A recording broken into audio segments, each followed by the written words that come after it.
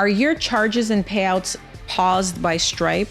Well, today I'm going to tell you what you can do to get your business back up and running and ensure you can process transactions and, more importantly, get your money that's stuck with Stripe. My name is Maria Sparagas, and I work with thousands of 7- and 8-figure merchants, and I help them find reliable and cost-effective payment processing. Today, I really want to talk about charges and payouts that are paused by Stripe. Now, I know it's a very frantic time when you get that message from Stripe that says, hey, your payouts have been paused, and even worse, you are no longer able to use Stripe to collect payments from your customers and so forth. That really puts your business at a standstill. Now, if you've been following me for a while, I give warnings to thousands of businesses, and on my YouTube channel, you'll find hundreds of videos that I've done talking about getting a backup before this happens with Stripe, because this happens very often, and I get calls and emails almost daily of merchants who are stuck and Stripe has shut them down and has put their business on hold. So if you're right now in the position that your charges and your payouts are on hold by Stripe, number one, it may actually be a problem that you can fix quite easily. That was easy. Now, in rare cases, it's possible that there's some settings and account profile information that's missing in your Stripe account. For example, if you have not given them your tax ID or given them IDs if they've asked for them, or documents that pertain to your business that they have requested, they may have put your account on hold and paused it until they get these documents. So go into your account profile, go into your settings, and make sure your tax ID is there. If you have any other tax identification numbers, depending on where you are in the world, make sure that Stripe has them, because if they don't have that information, or if they ask for your ID and you never sent it, they will put everything on hold. So number one, check all these settings, because it is very important for them to have all this information. If not, they will pause it until they're able to collect it. So go in your settings, make sure everything's okay. And if that's the case, once you have updated your settings, send an email to customer support telling them that you've updated your account profile information to include your tax ID or whatever else is missing, and ask them to reopen your account. And usually that should do it. So hopefully that's your case. But unfortunately for most people, it is not the case. It's usually has to do with other things. So what are some of the reasons that Stripe would put your account on hold, pause your payments? Number one, the kind of most obvious one, is if your disputes are starting to increase, or if you're getting way too many refunds. Now, it doesn't have to be that many. Sometimes if you're within the first couple of months of processing with Stripe and you just get a couple of disputes, that is enough for them to decide to put your account on hold. Or if, for example, you've been processing with Stripe for a little while and you get, 10 or 15 disputes per month, and all of a sudden you get 20. If they see kind of a 10 to 20% increase in your disputes, that's enough to kind of put you on hold until they're able to review again. And if you are a new account, you really, really have to be careful, because that's the most precarious time to be with Stripe, the first 3 months. If you get even 3 or 4 disputes, it's very possible they will place your account on pause until they do a further investigation. And oftentimes they'll just subsequently close it because they think you may be a problematic merchant, or maybe you're too high risk for their taste, and so forth. So if you've just started with Stripe, you have to pay really, really close attention to your disputes and your refund rates. Now, another reason that it can happen is your business niche. Now, you could be processing with Stripe for 6 to 12 months, everything's going well, and then you get an email or a message saying, we no longer work with businesses in your category. And you're like, hey, how did that happen? I know plenty of other people who are working with Stripe, for example, for processing supplements or coaching businesses and so forth. And it is true, there are plenty of merchants in supplements, coaching niches, digital products that are using Stripe. The thing is, it is on their restricted list. What that means is that at any time, if they decide that they don't like your business specifically, I just don't like you no more, they'll shut you down, because you have accepted their terms and conditions, that you are a restricted merchant. And that means it comes with the territory that at any time they can shut you down if they feel like your business is too risky. So, unfortunately, this is happening more and more because they're starting to target content creators, supplement offers, coaching businesses, and so forth. And if, they see that your disputes are kind of teetering at 0.5% or more, which is quite low, they usually decide to just pause the account, and even worse, close it very often. Now, just a little something about an account pause by Stripe. It usually means that your account will be shut down fairly soon. So Stripe either closes the account straight up, or they pause your account for review and then they shut it down. Now, don't be fooled if you think, oh, it's just paused, in a couple of days I'll speak to them and things will get back to normal. That's wrong. Pretty much every single merchant that I've spoken to that has been paused by Stripe is then shut down within a couple of days. So take action right away as soon as your Stripe account is paused. Now, another thing which is very silly in terms of reasons for your account to be paused is you scaled too quickly. So, as a business owner, your number one goal is obviously to make more money, to scale your business, to, sell more, convert your ads, and so forth. Sometimes, you have an ad that works really, really well and just, conversions take off and you get a lot more money. Now, if, for example, you're within the first 3 or 4 months of your relationship with Stripe and you go from 0 to $100,000 within 60 days and you are considered high risk. Now, their high risk businesses are pretty much 80% of online businesses. So you're likely a high risk merchant for them. They will likely pause your account because that's too much growth too quickly. Now, they see that just as risky because, it could be because they have no previous history for you.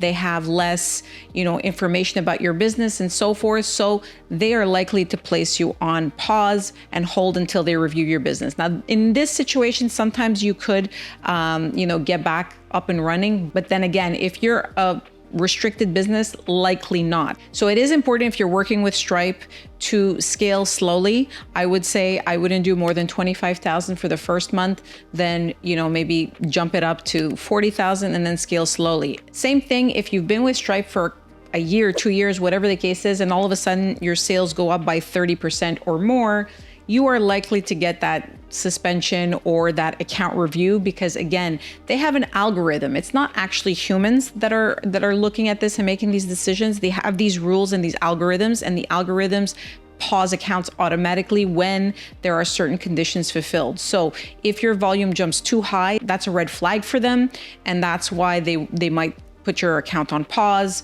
and obviously pause your payouts at the same time. Now, another thing, as I mentioned before, it's your business niche. So for example, if you're supplements, if you're a coaching business, content creator, digital products, and so forth, these are all categories that Stripe does not like. I'll link an episode down below about restricted and prohibited lists from Stripe. So restricted means that they'll allow you to sign up, but there are a lot of conditions and you are at risk of being shut down pretty much at any time if they decide to do that. So I'll link an episode down below to kind of explain what that is. But if you're on that list, that prohibited list, you are likely to get shut down at some point if there's one kind of factor in your account, for example, a higher sales month, a couple of disputes and so forth. They will put your account on pause and eventually shut it down because it falls outside of their risk appetite. Now, another big reason is if you are a non-US resident and you got, for example, a US LLC and you're using Stripe in the US in order to process transactions. Now, why that's risky for them is because you are not a taxpayer in the US. It really doesn't come down to the business in this case. It's really a taxation issue. The US government makes sure that there's a tax ID assigned to each business in order for them to get their fair share of taxes. So if you are selling to Americans and you have a US LLC or a US company, but you're a foreigner, you're not a US resident, well, you're not paying taxes most likely in the US, and that causes a problem. So if you want to correct this, you want to continue using Stripe, you have two options. Either you get a Stripe account in your local area. So for example, if you're European, you get a European company in your local country and you sign up for Stripe.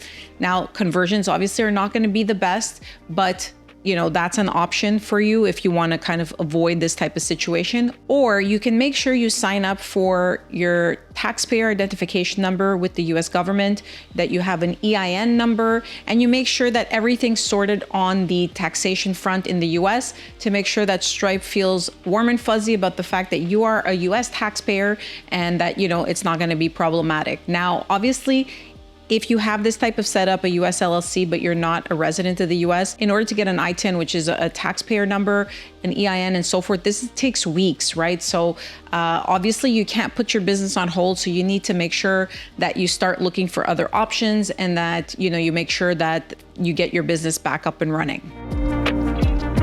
Now, one thing I want to warn you of is if you're working with Stripe and you see at the top of your statement saying your account will be paused if you don't provide this information, or 25% of your funds will be on hold until you fulfill these requirements and so forth, that is a red flag.